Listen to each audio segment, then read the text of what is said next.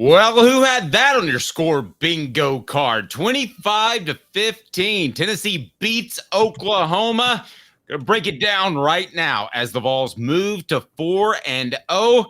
And the number 6 team in the nation did it in a very different fashion. Tennessee manhandles Oklahoma in a score that was not indicative of the game. Not a bunch of long scoring touchdown passes like 2022, but I'm going to argue that this bunch may have a better chance at a championship than the crew that grabbed the nation's attention a couple of years ago. All right, Caleb Calhoun, we've got a lot to get to, including your comments. Go ahead and hit like and subscribe. That's what we want you to do. We want you to be a part of the program.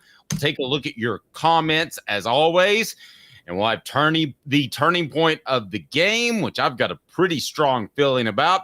And we'll also have takeaways as the last look brought to you by Campbell, Cunningham, Taylor, and Hahn. Look at me.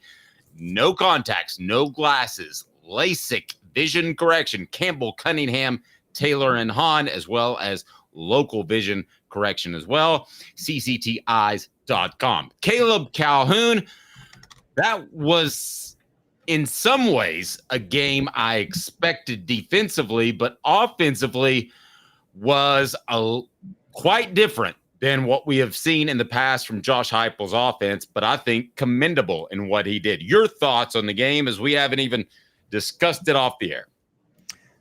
One of these two quarterbacks that started the game went to SEC Media Days, and the other one didn't. Now, nobody would guess which one of those quarterbacks went to SEC Media Days, because one of those quarterbacks did not look like he belonged in the SEC at all, quite honestly. And no. I don't know if it was as much of he wasn't ready or if Tennessee's defensive front is just that dominant. But, man, they were dominant in this game once again. Well, I think that it was Tennessee's defensive line that was that dominant, but I think that's bad coaching. And here's why I think that. I think that Brent Venables, quite frankly, wilted in the face of pressure. And this is what Josh Heupel did not do last year when everybody thought that he should play Nico Iamaleava instead of Joe Milton. I can still make that argument that Tennessee would have been better with Nico last year, but let's not go there. He stuck by his guns. Now, Brent Venables has created a quarterback controversy that really gave him no more better opportunity to win this game. Tennessee's defensive line is not who I would make a quarterback change against. I don't think that sets you up for the future. I don't think that helps you whatsoever. But nevertheless, I'm even more convinced, and if you are as well, click like and subscribe, that Josh Heupel can win and will win a championship one day. And I'm talking about a national championship, and I'm willing to go on that record. Caleb's already done it and predicted one for this year. I'm not going that far. But the ability and the maturity to win the way he did, and Caleb, I know you're going to have some issues with some of his conservative calls, and I can completely get that. But with the issues on the offensive line, and we're going to get into Lance Hurd and why he didn't make the trip in a bit, but with the issues on the offensive line, Josh Heupel, I think, showed his maturity and overall grasp of the game. Am I right or wrong? No, you're absolutely right. And Dave, I think you may be surprised, but I have no issues with his conservative play calling whatsoever. Okay. And my philosophy is you're on the road with the first-year starting quarterback. I'm high on Nico as much as anybody is. But not only is your offensive line banged up, your defense is suffocating Oklahoma. Why in the world would you do anything to give them a chance? He didn't get conservative, by the way, until the second half when it was 19-3. They had the ball in field goal range. You know, it was that first drive of the second half, and it was third down. And he said, why even fight for something? Settle for the field goal. Get the 3-score lead. They're not coming back. And he knew they weren't coming back at that point. It reminded me of a lot of people. It reminded me of last year's AFC Championship game, when a lot of people felt, oh, the Ravens defense stiffened on the Chiefs and they really suffocated them and got it back together in the second half. No, they didn't. The Chiefs just knew Lamar Jackson couldn't beat them. So they set on the lead. And that's exactly what Josh Heupel did in this game. He knew Oklahoma's offense wasn't going to do enough to come back to beat them. And so he sat on the lead. No, and I think we can. Now, this offensive line is not great, but this is an SEC Power 5 offensive line. Okay. So they've had their injury issues, but I think we can set aside that whole notion that maybe Tennessee looked better up front because they played poor competition. They did. And I thought it was really curious the gamesmanship that was being played when Oklahoma would go to 3 down defensive linemen, and then Josh Heupel would try to match that at the same time with 2 tight ends in the game. A lot of gamesmanship going on there. But Caleb, this team can do it in a number of ways. And if not for the issues at tackle, and some people have already started to criticize Dane Davis. Hey, listen, guys, don't give Dane Davis a hard time. He is the best that they have right now in a group of offensive linemen that doesn't have a lot of depth. He has maximized his talent. He misread on at least, I think he got physically beat and mentally beat, respectively, on each of the strip sacks, Caleb. But Dane Davis is not supposed to be out there. A guy named Lance Hurd is. He didn't make the trip. There are a lot of rumors as to why he didn't make the trip. I've worked hard on that, have not gotten anything that I want to report and confirm. I can just tell you that it's a very strange situation because he did practice this week. You're probably aware of the rumors. If you want to address them on the message board, you can. But my one rule in reporting is I'm not going to call anybody out in what could be an injury. So let's just move on until we have more definite information. All right, Caleb. We're going to get to the turning point a little bit later in the game, but anything else you want to lead off with as we dig into some comments on the message board? Yeah. Look, I wanted to go into the Dane Davis thing because I can give you where he got physically beat. I can't give you the one where he got mentally beat, though. And it was the first strip sack where, I'm sorry, you're a 6th-year senior. You have to be able to read a blitz from the safety on the outside. Caleb, you got to be able to pick that up. He practiced all week at right tackle. Don't blame that on Dane Davis. Blame that on either Lance Hurd's ankle or Lance Hurd's decision not to play. Okay. That is fair. I thought he was practicing at left tackle, though, because John Campbell had been working at right tackle. He's played at left tackle, but this week, Lance Hurd was the first string offensive tackle. The situation is strange and bizarre. So I don't know if that's gamesmanship by Josh Heupel. I don't know if Lance Hurd's camp made a decision not to play. I don't know.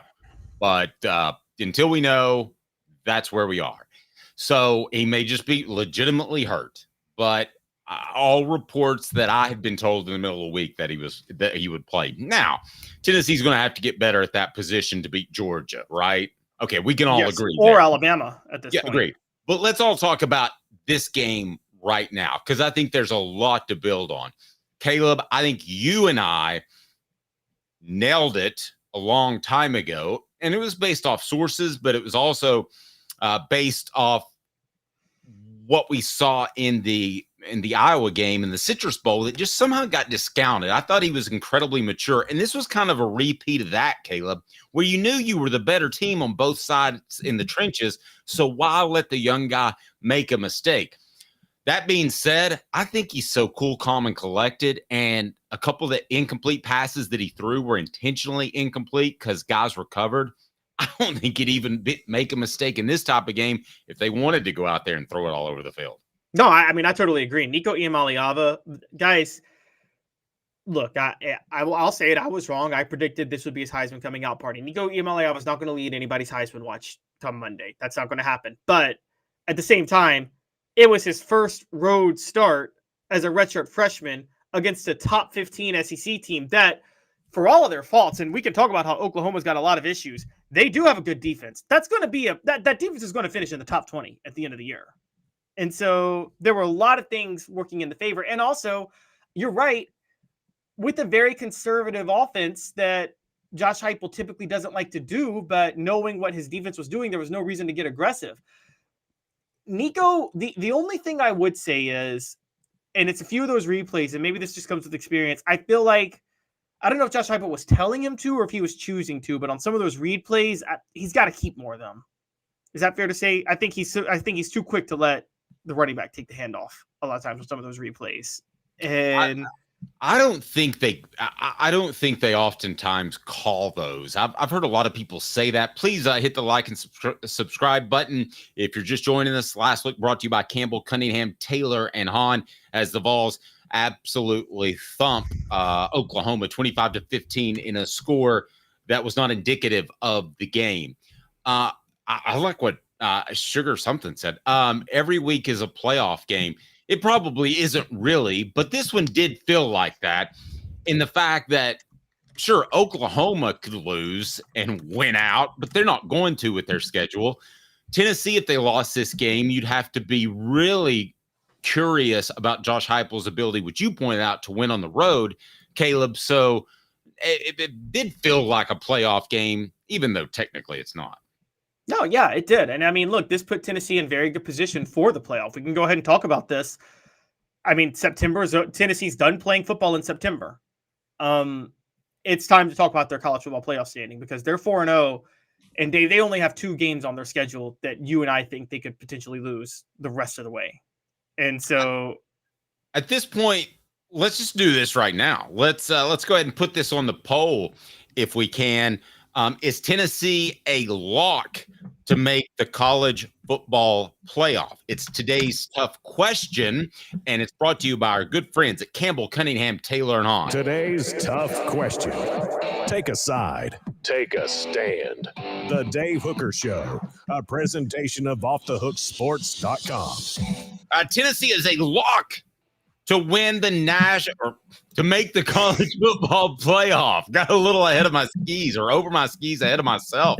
All right, Caleb, am I right or wrong?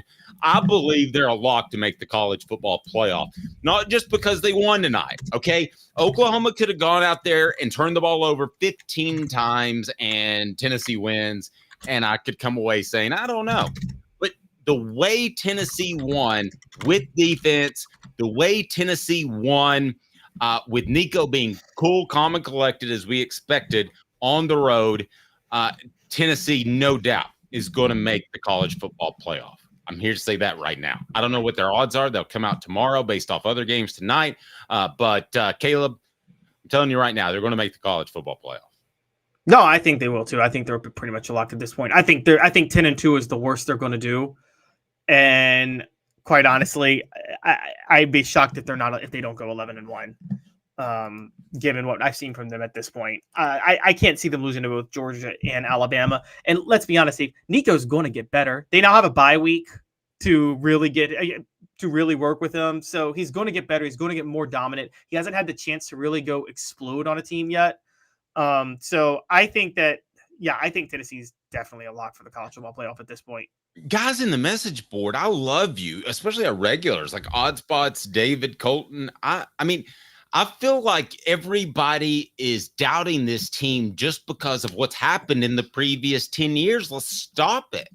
I mean, this is a totally new administration. That battered ball syndrome, or whatever everybody called it. This is a great football team with great chemistry that overcame a player not being able to be there when he's expected to be there at one of the most important positions on the field. And the worst thing that could happen would be one of those tackles to get hurt. And what happened? One gets hurt, and Larry Johnson has to go in there. Caleb, that was the worst case scenario. That's the only way Tennessee could lose this game, is if they got blown up at tackle. They did a couple of times, but it wasn't enough thanks to that defense. Guys, look at this football team and forget about what happened in the 2010s, Caleb, and tell me this isn't a college football playoff team. Yes, because college football still, at the end of the day, I mean, I never predicted this, and I want to say this, and this is something I never predicted. Tennessee could win not just with creative play calling from Heupel or quarterback play. Tennessee could win with Jimmy's and Joe's. I mean, I wouldn't. You never, nor would I have said they would win if they had. Even when I picked them to win it all, you and I both thought Jimmy's and Joe's wasn't going to be what got them far in the playoff, right? At the beginning of the year, we thought, no, that's Heupel's play calling and Nico Iamaleava. I think they're one Jimmy and Joe short if they don't have a competent left tackle. I agree with you on that. Yeah, so they're almost to the Jimmys and Joes level. If you're the Jimmys and Joes, those kinds of teams are Alabama and Georgia that can just plug in another good left tackle. So they're not quite to that level, but they're close. If they stay healthy or get healthy up front, we don't know John Campbell's seriousness of his. He was back out in the second half, so I think he's fine. Okay, so he's fine. So you've got an off week to get healthy. Again, they're thin up front, but this team can push people around. Someone's saying on the chat that the offensive performance was disappointing. I don't get that. Guys, you're going to see Josh Heupel with this offense line up in that 12 personnel, 2 tight ends, and milk clock and ball control and run the football. That's what's going to happen. That's a part of their attack now. That's not disappointing to me, Caleb. No, not at all. I mean, again, Josh Heupel wants to run the ball 1.5 times for every one time he throws the ball. Now, this time it was 2-1. But guess what? Again, I keep telling you guys this. Why would you risk anything with Nico? You got 2 tackles hurt. It's the second half. You're up 19-3, and then it's 22-3. Your defense is shutting them down. I mean, of course you're gonna sit there and sit on the lead. I mean, that's basic football, isn't it? There's no scenario where you don't sit on that lead, given the flow of the game. Basically, you're taking the odds on an onside kick. Because at that point, they're going to have to get at least one onside kick, and it turns out 2. So that's what, 1 in 10 that you get one of those, maybe 1 in 20. I would take those odds all day long by playing conservative. 1 onside kick and 2 2-point conversions. I'm taking that every single day of the week. Yeah, I'm taking those odds every single day of the week. There was basically, you know what Josh Heupel did? Josh Heupel did what Dan Quinn should have done when the Falcons led the Patriots to the Super Bowl a few years ago. Which is, he said, I'm not going to give Oklahoma any easy thing to get back in this game. And because you know this, Dave, when it's a 2-3 score game, something like that, just one strip sack on a drop back, and all of a sudden Oklahoma's back in the game. Why even risk that? You know your defense is playing fine. Why give your defense a chance? Why even give them a chance to do that? No, I thought the offense was totally fine. By the way, I keep telling you guys this, Oklahoma has an amazing defensive front. They do have a top 5 defensive front in college football, and they were facing a decimated offensive line at tackle. So Tennessee was going to be limited. Of course, they were going to be conservative in the play calling. And I don't think there's any real issue with that. So I think what you said was just brilliant. They can do it with the Jimmys and Joes. Short one. That to me is more impressive. If I told you 4 years ago that Josh Heupel was going to recruit to this level and have these type of players to push an Oklahoma team on the around that was number 15 in the nation, wouldn't you have said, I'll take that? I don't know much about the guy, but I'll take it, because if he can recruit, then he can compete. Forget about the fancy stuff on offense. Oh, I totally agree. And by the way, Stephen Duncan, I'm seeing you're saying this team needs improvement. Oklahoma's a middle of the pack SEC team. If you're having those type of performances against middle of the pack SEC teams on the road, you're a college football playoff team. That's the type of performance you have against middle of the pack SEC teams on the road, isn't it, Dave? Yeah. I'm surprised. I'm stunned. I mean, by some of the reaction on our message board, I believe that Tennessee. I think Josh Heupel showed that he's a more mature coach than he ever was at Oklahoma, and then maybe he was in 2022 when he tacked on that touchdown against Missouri. And Missouri came back the next year. You notice he didn't do that against Oklahoma when probably he could have. Do you think it crossed his mind? I don't, because of the issues on the offensive line. Yeah, I thought he would have, but once I realized Lance Hurd wasn't out there was no way Josh Heupel was going to take those risks.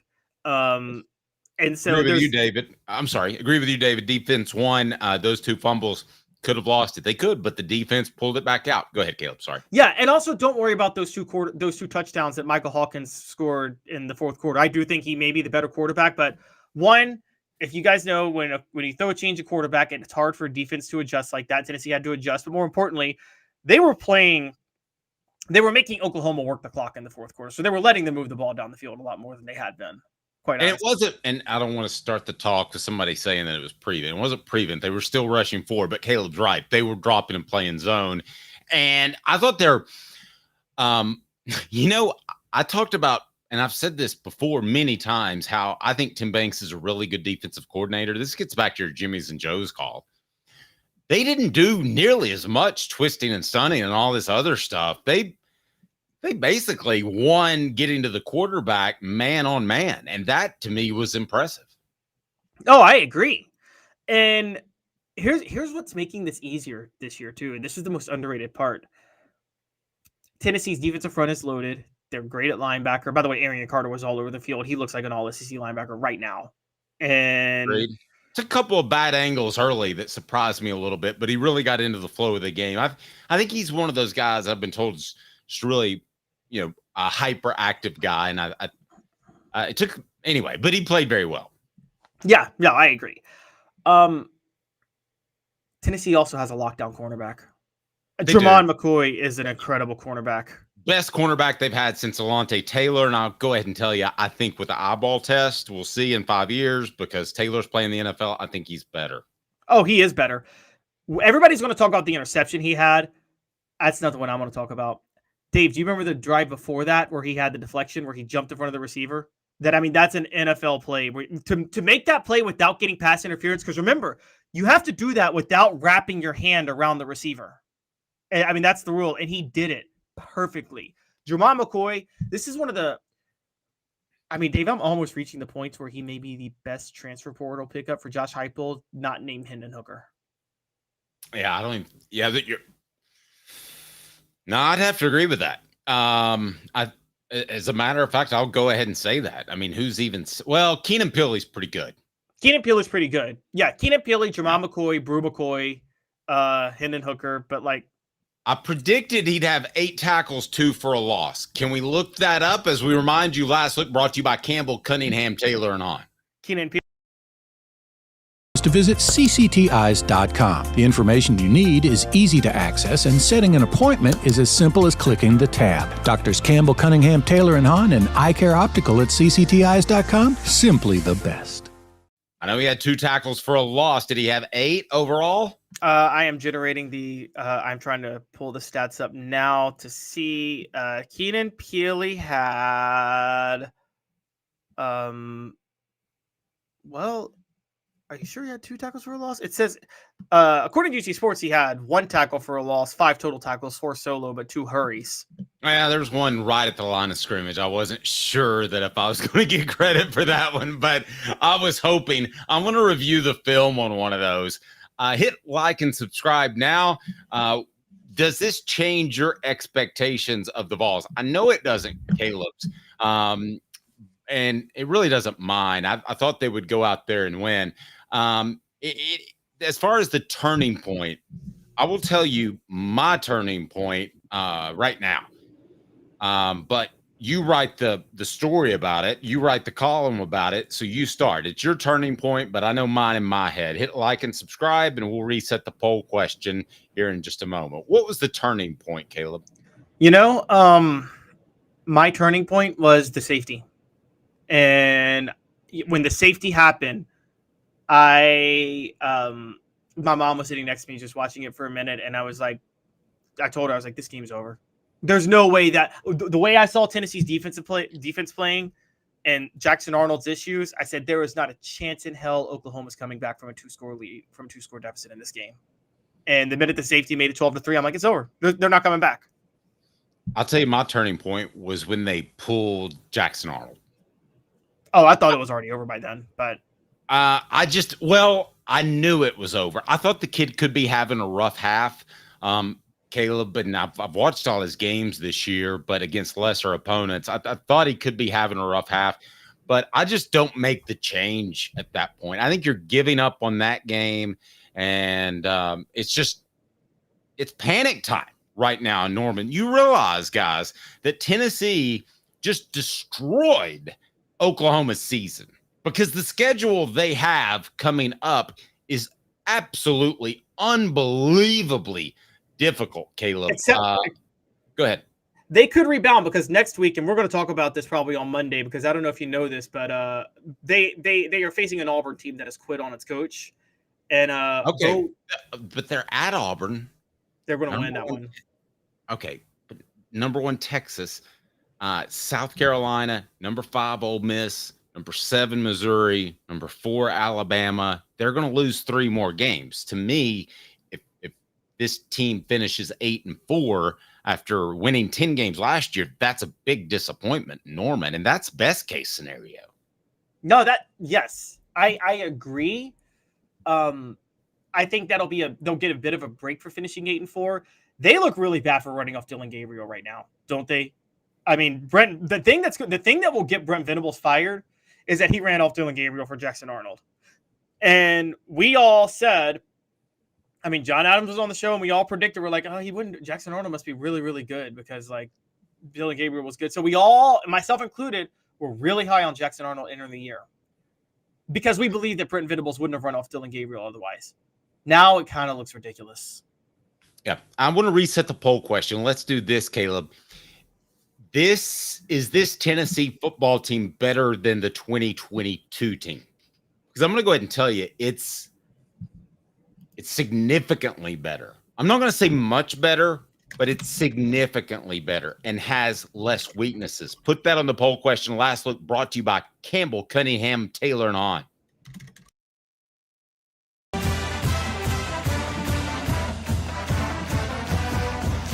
See every play, even from the upper deck, with LASIK vision correction from the Campbell Cunningham Laser Center. All right, Caleb, before we get to your takeaways, answer that question for me right now. If they somehow mythically lined up and played each other, 2022 Tennessee versus 2024, who wins? Oh, 2024, easily. And for those who love the defense is significantly better. They have a lockdown corner. They have a much deeper defensive front. The only part of 2022 that's better is the offensive line when fully healthy. But I'm just going to tell you this. For those who are concerned about the lack of big plays there for the offense this time, Josh Heupel set on the lead this time in this game. But more importantly, defenses had not prepared for the offense at all in 2022. So is it fair to say Josh Heupel caught a lot of teams off guard? Yes. With a lot of play calling? Yes. And they're adjusting. They don't want to get beat over the top a lot of times. Again, if Oklahoma was making this a game, guys, I'm going to tell you, Nico Iamaleava could have had 350 yards. Do you realize how many times he could have beaten Oklahoma over the top and they just chose not to in this one? If they'd had a healthy offensive line, I'm with you. I would have been afraid, and I think Josh Heupel was, that they were going to get more pressure on the quarterback. We're about to hit a new record in number of views, so hit like and subscribe. You can contribute to Caleb's son's Quincy's college fund if you want to with a super chat. Throw it in there. We're not begging for your money. Speaking of which, on my best bets, I'm 3-1, and if right now, man, I finished 3-2. Well, what does that mean? That you're taking Quincy's college money and gambling it away? No, of course not. I'm kidding. I'm not doing that, guys. No, but you know what happened?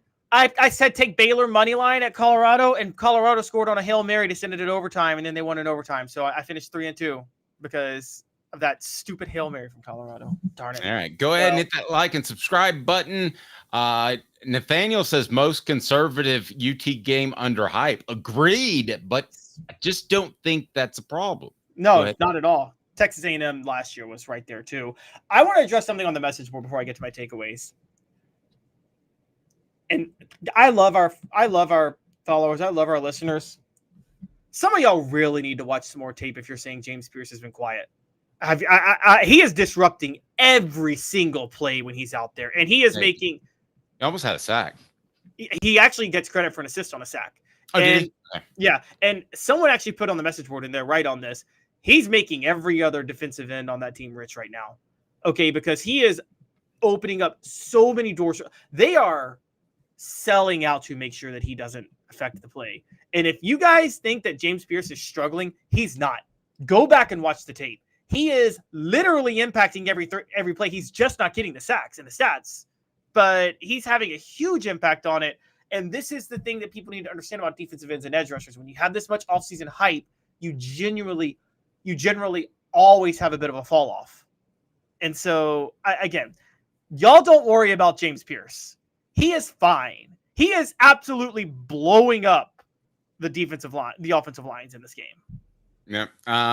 Agreed. I think he's playing great. And I still wonder if he won't have double-digit sacks. I mean, I think he's that good. I think he's getting to the quarterback, and other guys are, and we saw that tonight as well. As it seems like whatever side James Pierce is not on, that the other side typically gets a sack, and that's because they're paying attention to who?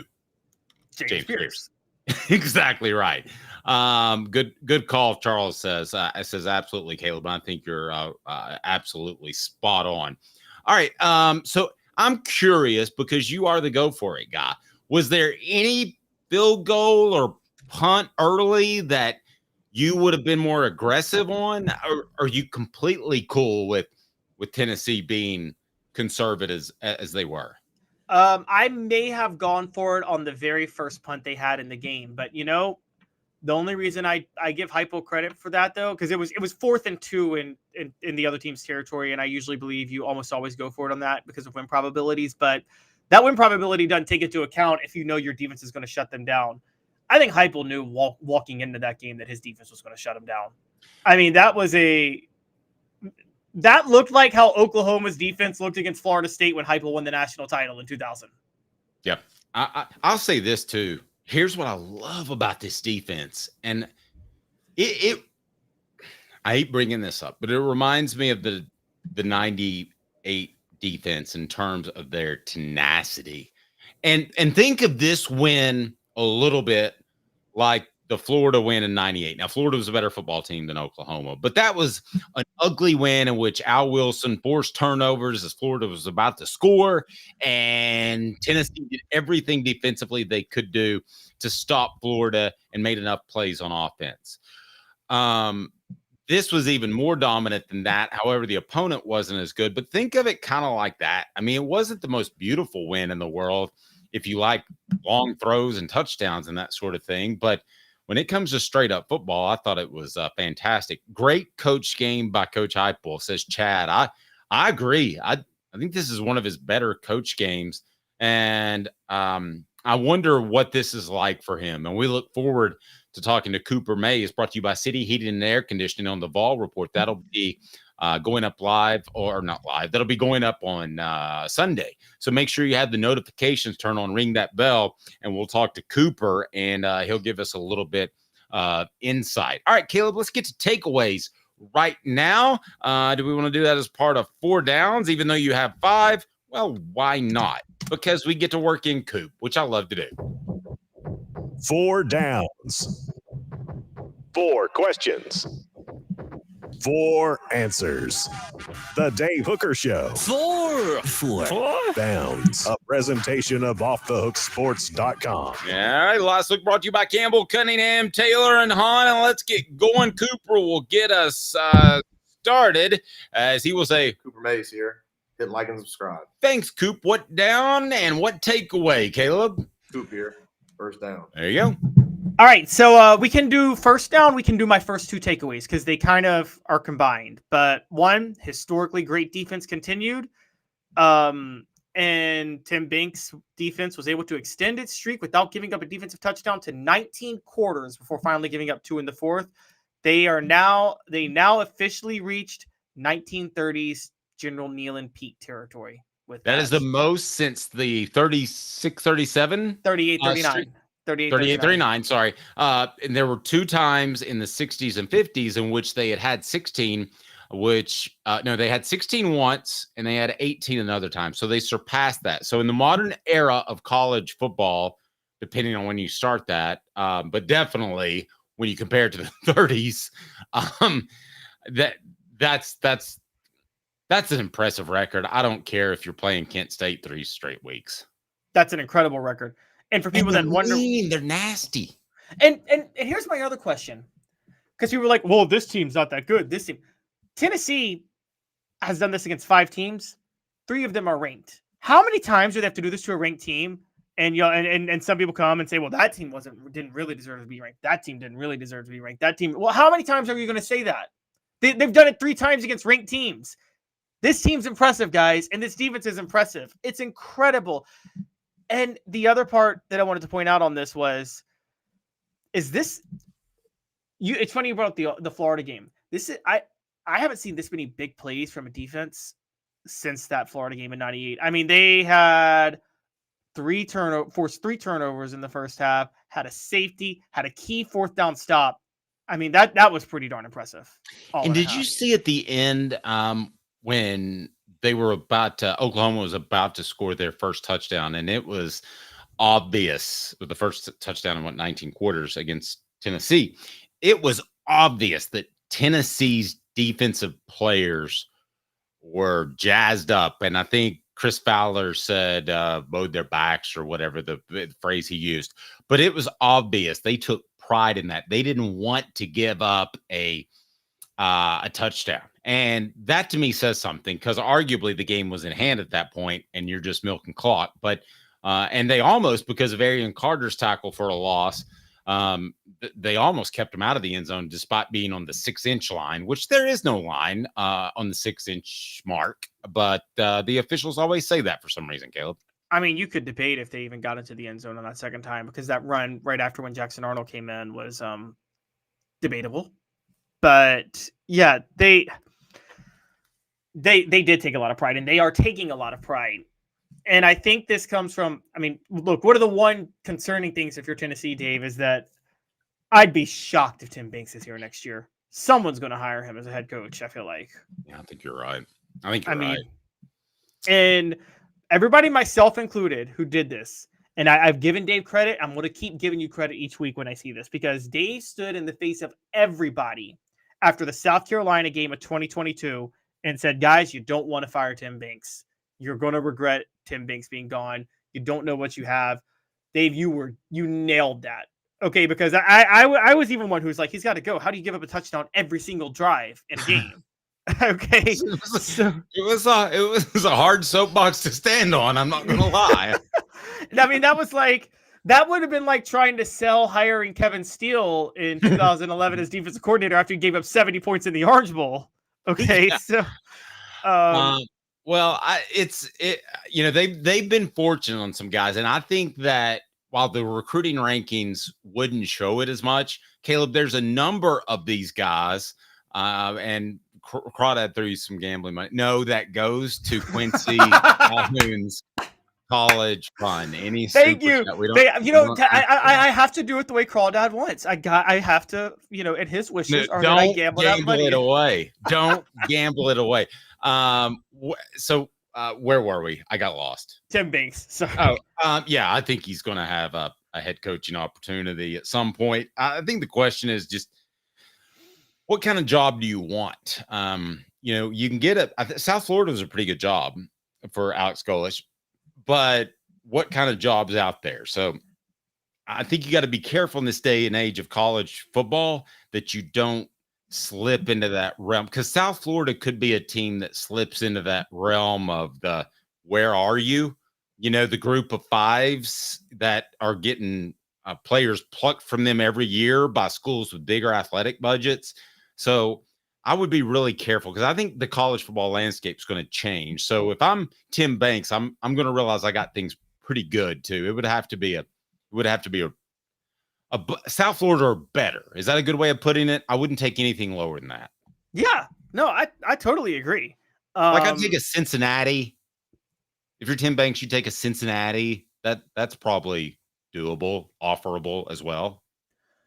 Cincinnati's a very good job, like a very solid job. It's in the Big 12 now, so you're probably safe. But yeah, I mean, what you're saying is, like, you're not saying he would do like what a Mark Richt did, who I don't know if you guys know, but Mark Richt, when he was at Florida State, would not take a job that wasn't a powerhouse offer until Georgia came calling. And he was just like, I got a good gig. I'm Florida State's offensive coordinator. And then Georgia calls, and so he takes that job. I think Kirby Smart actually did the same thing at Alabama. I think Kirby Smart didn't he have offers elsewhere? Oh yeah, had a ton of offers and just wouldn't do it. And you hope Tim Banks is like that. And really, and Tim Banks can play this the right way, and it could be more profitable for him, because what happened with Kirby Smart is South Carolina came calling, and then Georgia's president hopped on a plane to fly to Mark Richt, who was up north recruiting, so he could tell him face to face that he was being fired because they felt like they couldn't lose Kirby. Now, if you're in that position where you got two schools coming after you, then that's something special.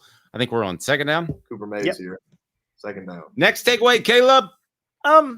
Extremely conservative play calling, which we've really dove into, and we talked about the reasonings. They did it. They threw it only 21 times. They ran it, I think, 50 times. Very much, you felt like you were seeing the old Fulmer days with this, but it was kind of you take a little bit of pride in it. Honestly, you take a little bit of pride if you're Tennessee that you can win like this. And again, they didn't have to do this, guys. They did it this way because they chose to, because it was 22-3, and why make a mistake? Also, I think it started to rain a little bit late, didn't it? And so I think that was another reason they were just like, there's no reason to take any risk. There's no reason to risk Nico Iamaleava getting hurt. Nathaniel said South Carolina might be open soon. To me, I don't think he's going to get that good of an opportunity. That's a pretty good job. That's a top 40 job, top 50 job. If you talk about the competition, it's difficult, but I will say this. It's an improving job because Clemson is kind of on the downward slide and they're stuck in the ACC. And did you see what happened to North Carolina? And yes, North Carolina. James Madison. And with that, with the right coach at South Carolina, Dave, they could lock off the Carolinas and have a lot of talent coming to that school. Yeah. First person to put in the message board James Madison's mascot. Were they going for Mac Brown's age in that? Was that the score? It's just not right. Tennessee center Cooper Mays here. Third down. All right, what's next, Caleb? All right, so third down, we discussed this at link 2, which is that offensive line depth is officially a concern for Tennessee. We talked about it all season. Like, is this a worry? Is this an issue? And yeah, it's an issue. It's an issue. I think the answer may be maybe Larry Johnson. He did, when Larry Johnson came in, Dave, I didn't see any issues with him at tackle. Did you? That's the one positive. No, but there wasn't much exposure as they got uber conservative, which makes me think that they're not completely comfortable with him in there. Yeah, I think that's your answer. More than getting beat, I think it's, we got to throttle this thing down. And I'm interested to see what happens with the Lance Hurd situation. How does that get smoothed over if there is an issue there? If he decided, we're in a new day and age.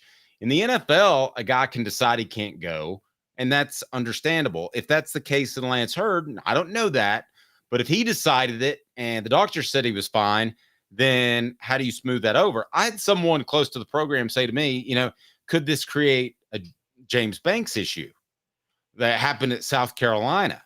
Jeremy Banks. Oh, excuse me. A Jeremy Banks issue. No, it didn't. And I think that speaks to the maturity of this team, one of which is Cooper Mays. Tennessee center Cooper Mays here. Third down. What's next on our takeaways, Caleb? That was third down. It's actually fourth down. All SEC center Cooper Mays here. Fourth down. What do you got? I don't care that his numbers were pedestrian. I don't care that he had 2 fumbles that weren't his fault. I don't care that Josh Heupel took the game out of his hands in the second half because he wanted to sit on the lead. Nico Iamaleava was extremely poised in that whole game. He was relaxed. Yeah. He was confident. He got command of the offense. The crowd didn't get to him at all. Threw a dart to Dante Thornton, threw a great deep ball to Brew McCoy. Yeah, he missed one deep ball to Chris Brazel that probably should have been a touchdown. I think there was pass interference on that wasn't called. If you go back and look at it, Nico Iamaleava has command of this offense. And it's not even bothering him that he's not getting the chances to light it up the way Hendon Hooker did 2 years ago because of the way defenses are scheming right now. Yep. To me, that was the most mature thing about him in the Citrus Bowl, and I harped on that, pounded that home all week, and I believe that to me, that showed me everything I needed to know. I knew he had the arm strength, the ability, and all that, but he didn't force it. And you saw Jackson Arnold force one into an interception. So, Caleb, where's our poll question now? Our poll question right now is Tennessee better than 2022? Yes, 85%. No, 6%. About the same, 9%. All right. Trevor says Josh better move heaven and earth to smooth things over Lance Hurd. Put it this way. I think it's the other way around. Well, okay, here's the question. And look, I'm going to say this, and we're not going to get into this until we get more details, but you kind of have to put a little bit on Josh Heupel because there was this talk that he was this way when Tennessee went after him in the portal. And there were, and okay, so if he did anything squirrely, would you rather cut bait and move on, or do you even have the flexibility to do that given what we saw tonight? No, I think you've got to work things out. No, you got to work things out. And honestly, it's not even the worst thing. Let's be honest. If what we think it's happening, I don't think it's a Jeremy Banks level thing. He didn't start a fight with anybody. He's an NFL draft pick and he's protecting himself. People do that. You know what I mean? And it's not like it's not like he's not trying to shut down the whole season. You know what I mean? Let's remember this. This could be a situation of gamesmanship. I don't think it's the case, but it could be a situation of gamesmanship by Josh Heupel, saying that he was questionable, I think, and knowing the whole week that he wasn't going to play. I don't think that's it, but this wouldn't be the first time that Heupel wanted a banged up player to go out there, and that player did not want to go out there and chose not to. Now you're referring to pressure put on Cooper? Yes. There was talk of that. I've never asked, just full transparency, I've never asked Cooper about that, and I never will because I really don't want to know the answer. And that's, because each person, it wouldn't be fair for me to ask Cooper that on or off the record, because you wouldn't have Josh Heupel commenting on it. And plus it would create an issue for Coop. We love Coop. So, but that's not the first. That wasn't the first time. There've been other times. This has been happening multiple times, and it's not just Josh Heupel. This is happening all over college football. So what I'm saying is Lance Hurt's not unique. What we're saying possibly is happening. Now Trevor says Chancey's holding out for more money. Trevor, I'll go ahead and say I don't think that's it.